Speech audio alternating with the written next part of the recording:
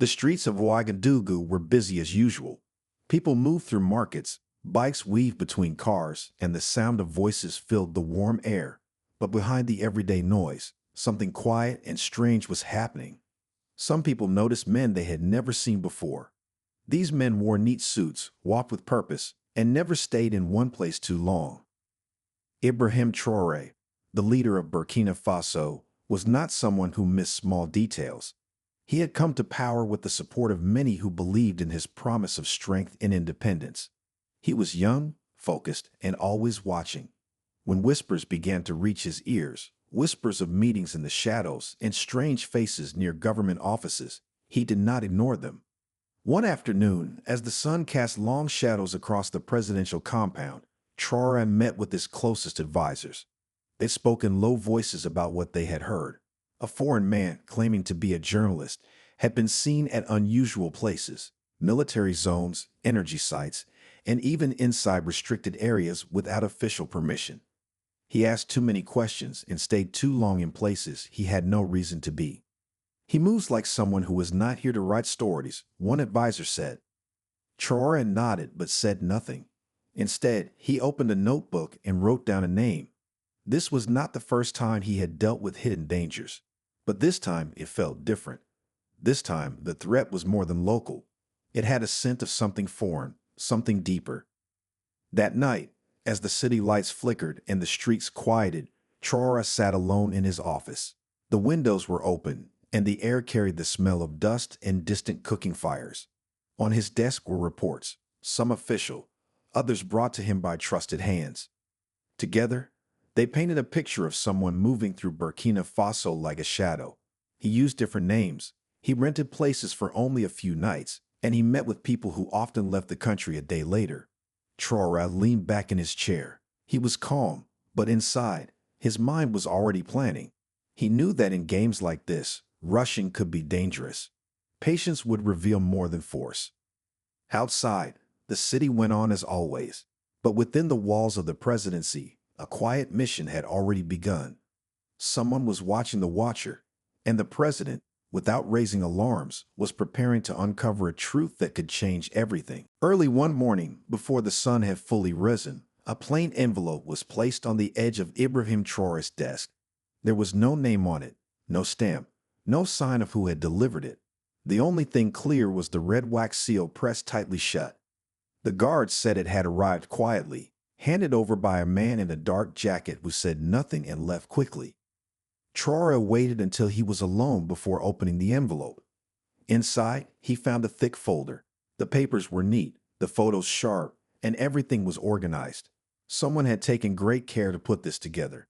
The folder had no title, but one name kept appearing again and again: Jean-Marc Dubois, a foreign man, the same man who had been seen near sensitive areas and who claimed to be a journalist. As Traoré turned each page, he saw pictures of Jean-Marc walking into restricted areas, shaking hands with people who had ties to foreign companies, and even sitting in local cafes with known former military officers. Some of the photos had dates. Others had small notes written in the margins, codes, addresses, short names. It became clear that this man was not just watching, he was collecting. Traoré felt a deep silence settle over the room. It was not fear. It was focus. Someone had just handed him a puzzle, and now it was his job to see where the pieces fit. He called in his trusted intelligence officer, a man who had served in the army for over 15 years. The officer stood straight as Traoré handed him the folder. "Follow this quietly," the president said. "No one must know. Not yet." Over the next few days, the intelligence team worked in silence. They tracked Jean-Marc's movements using cameras, street watchers, and even market vendors who were asked to observe. Every step the man took was noted. They saw him use a phone that changed numbers every few days. They watched him enter internet cafes and use secured networks.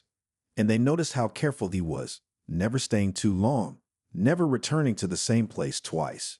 Still, Traoré said nothing to the public. He continued with his duties, smiling during speeches, meeting with ministers, and showing calm leadership. But behind the scenes, he was piecing together a bigger picture. This wasn't just about one man. It felt like something wider, something that reached beyond the borders of Burkina Faso. One evening, as the reports came in and the evidence grew stronger, Traoré looked out over the city. The lights below sparkled like stars on the ground. He knew that soon, a decision would need to be made. But from now, the game would continue.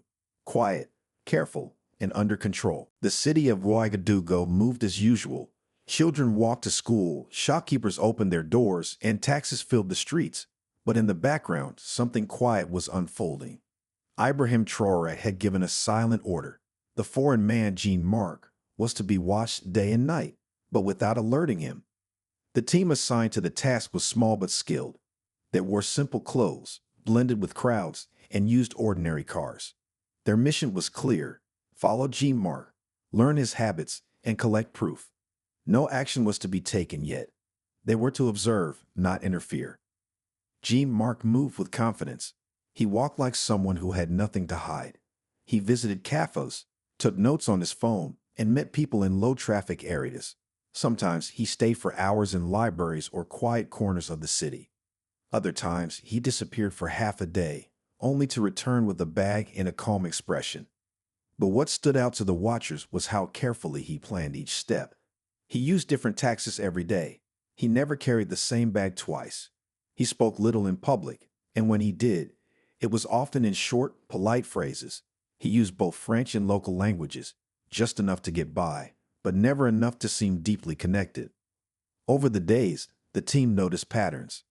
Every Thursday, he visited an old building near the city center.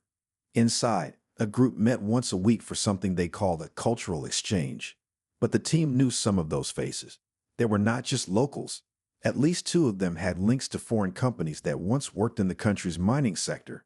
The team also discovered that Jean-Marc used a public phone line once a week, always between 8 and 9 in the morning. The calls lasted only a few minutes, and the numbers changed often, but the timing never did. It was the kind of detail that meant something. Each night, the intelligence officers wrote their findings in reports and sent them to the presidential compound. Traoré read every page. He underlined names, circled dates, and asked quiet questions. He still hadn't spoken publicly about the matter. He believed in patience. The more they waited, the clearer the picture became. Inside his office, Traoré sat with his top security advisor. They studied a map on the table, marked with pins showing Jean-Marc's movements. "He's careful," the advisor said. "Yes," Traoré replied, "but he's not invisible."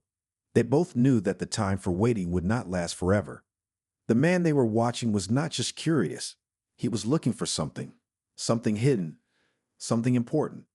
And soon, they would find out what. The days passed quietly, but the investigation was moving faster now. The team watching Jean-Marc had collected enough details to know he was no ordinary visitor. He was moving with purpose. Every step, every meeting, and every phone call seemed carefully planned. One morning, a small breakthrough came. The intelligence unit had been watching a public phone booth near a small grocery store in a quiet part of the city. It looked like a place no one would notice, but every week, Jean-Marc walked there, used the phone for a few minutes, then left without buying anything or speaking to anyone nearby. On this particular day, a trained officer was placed nearby. Hidden devices were set up earlier to record and trace the call. When Jean-Marc picked up the phone and dialed, the team stayed silent but alert. They listened and waited. The call lasted only 4 minutes. It was in French. The voice on the other end was calm, quick, and clearly from outside the country. They spoke in codes, but certain words stood out: movement, locations, energy source, and North Station. None of these terms matched anything related to journalism. It was clear this was not a simple conversation. The recording was sent straight to the presidential compound. Within the hour, Ibrahim Traoré was listening to it in a secure room with his closest advisors. The room was quiet as the voices played. Everyone there knew what this meant. Someone was passing sensitive information about Burkina Faso's resources and national plans to people outside the country. Traoré stayed calm. He listened again, this time with a map in front of him.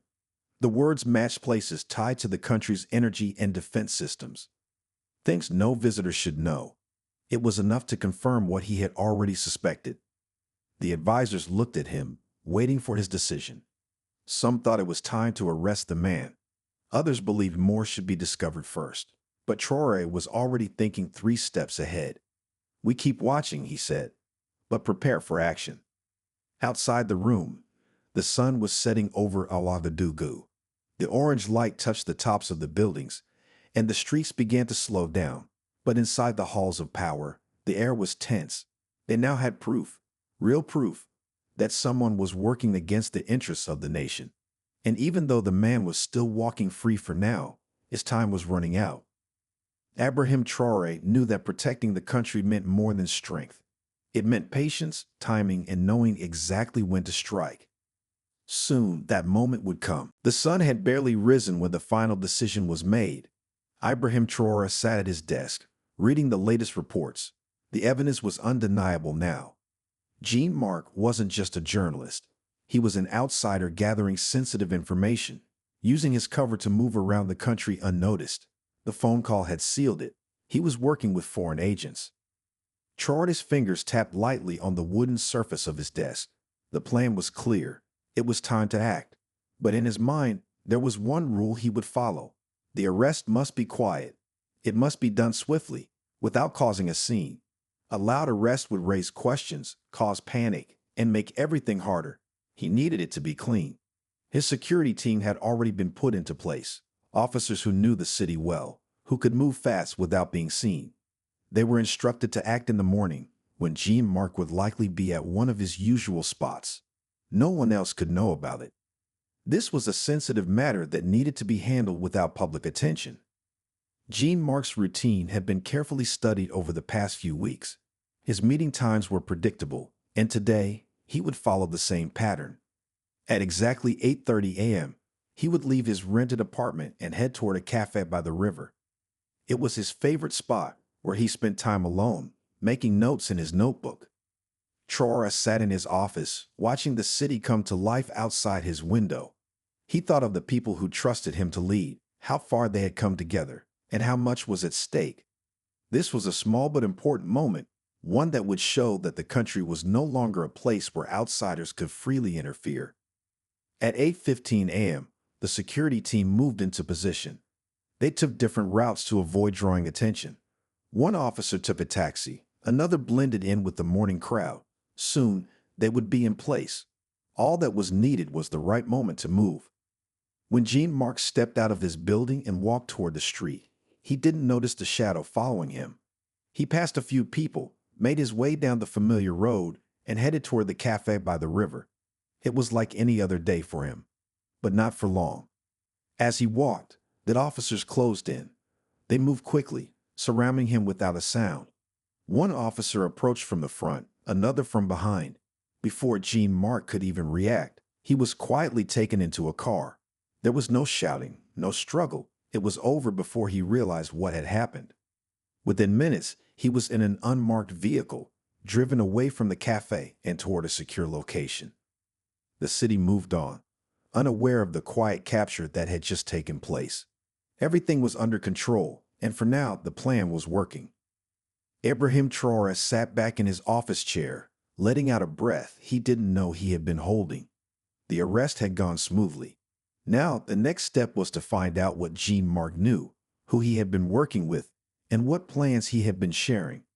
And most importantly, Traoré knew that this was just the beginning. News of the quiet arrest quickly spread across the small circles of power. Ibrahim Traoré's move had been calculated, but it didn't take long for the world outside Burkina Faso to notice. In Paris, the French embassy issued a statement the very next day, calling for clarification about the arrest of Jean-Marc Dubois. They claimed that Dubois was a civilian journalist, and that his work had been entirely within the bounds of international journalism standards. But to anyone who had been following the case closely, the statements felt empty. The media in France quickly picked up the story. A journalist held by Burkina Faso, questions raised about his arrest, the headlines screamed. The news seemed to paint a picture of a peaceful and innocent man wrongfully detained in a foreign land. There were reports on television, interviews with experts, and even a few harsh words from government officials in Paris. But Ibrahim Traoré wasn't worried. He knew the truth was different. He knew what Jean-Marc had been doing. and he knew the value of patience in times like this. Rather than reacting with anger, he remained calm. He was quiet, choosing not to speak out against the claims. Silence was a powerful tool, especially when the truth was on his side. Behind the scenes, the investigation continued. Jean-Marc was being questioned in a secure facility far from the public eye. The intelligence officers were thorough, making sure every detail was collected. They had already traced some of his contacts back to foreign companies, but they were still piecing together the bigger picture. It would take time, but they were sure the answers were out there. Meanwhile, the reactions back in France became louder. Government officials in Paris demanded the immediate release of Jean-Marc, insisting that his arrest was a violation of international law. They sent a letter to Burkina Faso's embassy in Paris, urging the country to provide proof of any wrongdoing. Traoré's advisors were growing concerned about the pressure. Some feared the situation could escalate into a diplomatic conflict, but Traoré remained steady. He had been prepared for this moment, and he wasn't about to let outside pressure force him into making a rash decision. The truth was, Burkina Faso had been pushed to its limits. The country had faced years of interference and manipulation from foreign powers. But under Ibrahim Traoré's leadership, things were changing. He had made it clear that Burkina Faso would stand tall, protect its sovereignty, and no longer be pushed around. "Let them talk," Traoré said one evening as he looked over the latest reports. "The truth will come out in time. We are doing what is right for our people." His resolve was unwavering. Burkina Faso had faced struggles before, but now, with this quiet move, it had shown that it would not be easily swayed by foreign influence. As the international media continued to report, Ibrahim Traoré remained focused on the next steps. The truth was coming closer to the surface, and he knew that soon, everything would make sense. For now, the world could wait. He was in control, and he was ready to finish what he had started. As the days passed, the pressure on Burkina Faso continued to rise. The world watched closely, especially France. The story of Jean-Marc's arrest was still making headlines. But in the quiet corners of Ouagadougou, Ibrahim Traoré focused on the task at hand. He knew the longer Jean-Marc stayed in custody, the more difficult it would become to keep things under control. Inside the secure facility, Jean-Marc was still being questioned. His calm exterior had started to crack. The officers had been patient, asking the same questions in different ways, slowly breaking down the walls he had built around himself. At first, he had denied everything. But as they showed him more evidence, his responses grew quieter, his confidence fading. One evening, after another long day of questioning, Jean-Marc finally spoke. "I wasn't supposed to be seen," he said, looking down at the table in front of him. "They told me to stay out of the spotlight, but I needed more information, more details." The officers leaned in, their eyes sharp with interest. "Who?" one of them asked.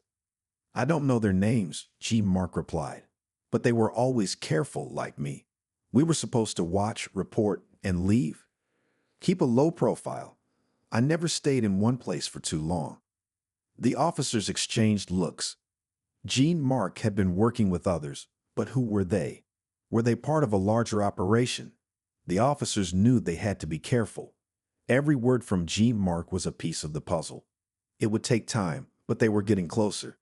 Back in the presidential compound, Traoré had received an update. He was calm as always, reviewing the latest findings. His advisors were more concerned than he was, but he understood the bigger picture. The country was on the brink of change, and he was determined to protect it. Foreign powers had interfered for too long, but now, Burkina Faso was taking control of its own future. "We cannot let them push us around anymore," he said to his advisor who stood beside him. "This is our moment to show the world that we are strong, that we are not afraid to protect what's ours." It was clear that Jean-Marc wasn't acting alone, but Traoré knew that now was not the time for hasty decisions. The pieces were slowly coming together. It would take more patience, more waiting, but the truth would eventually surface. In Paris, the pressure was building. Government officials demanded answers, claiming Jean-Marc was an innocent man, but Burkina Faso remained quiet. Diplomats exchanged words, and the media kept the story alive, but Traoré refused to rush. He was waiting for the right moment to act. When that moment came, it would be clear to everyone that Burkina Faso had done what was necessary. The world might not understand now, but soon they would. The story wasn't over yet, and Ibrahim Traoré knew the next step would be the most important. It had been weeks since Jean-Marc had been arrested, and the world outside was still buzzing with questions. France continued to demand answers, the media stories refused to quiet down, but inside the walls of Burkina Faso's government buildings, a different story was unfolding. Ibrahim Traoré knew the time had come to make the next move. The truth about Jean-Marc's mission was becoming clearer with every passing day. The pieces of the puzzle that had once seemed scattered were now falling into place. Jean-Marc had been gathering intelligence, not just about Burkina Faso's national security, but about its natural resources, its energy grids, and its economic ties to foreign companies. His work wasn't accidental. It was part of a larger plan that involved people both inside and outside the country. It was time for action. Traoré stood in front of a small group of trusted advisors, their faces serious, but their eyes determined. The president knew that the next steps would not only affect Burkina Faso's future, but also send a strong message to the world. He turned to his team and spoke with calm authority. "We will reveal the truth, not just to our people, but to the world. The actions of those who try to undermine us will no longer remain hidden." The decision was made. That very day, a statement was prepared, and the evidence collected over the past weeks was laid out. The world would know what Jean-Marc had been doing and who had been behind it. That evening, as the sun set over Ouagadougou, the press conference was held. Cameras clicked, and reporters filled the room. Ibrahim Traoré stepped to the podium, his face calm but firm. He didn't need to raise his voice. His presence alone commanded attention. "We have confirmed that Jean-Marc Dubois was not a journalist, as he claimed. He was an agent gathering information on behalf of foreign interests with the goal of influencing Burkina Faso's future," Traoré began. He paused, letting the words sink in. "The evidence is clear. He was not alone. Others were involved, working behind the scenes to weaken our nation. We will no longer stand by as foreign powers interfere in our decisions. Burkina Faso will protect its sovereignty, and we will make sure that such actions are never repeated." The room fell silent as Traoré spoke. The weight of his words was undeniable. For many in the room, it was a moment of realization. Burkina Faso was no longer the same country it had been in the past. Under Traoré's leadership, it was standing firm, ready to face the challenges ahead. The reaction from the world was immediate. France and other foreign governments expressed their disappointment, but there was little they could do. The evidence had been laid out, and there was no denying the truth. Burkina Faso had made its decision, and it was not going to be swayed by outside pressures. The press conference ended, but the world's focus remained on Burkina Faso. What had started as a quiet investigation had now become a defining moment for the country. Ibrahim Traoré stood in the quiet of his office, looking out at the city. He knew the road ahead would not be easy. There would be more challenges, more struggles, but for the first time in a long while, he felt a sense of pride. Burkina Faso was no longer just a place on the map. It was a nation with a voice that would no longer be ignored. And with that, the story of Jean-Marc Dubois came to an end. But for Ibrahim Traoré and his country, the journey was only just beginning.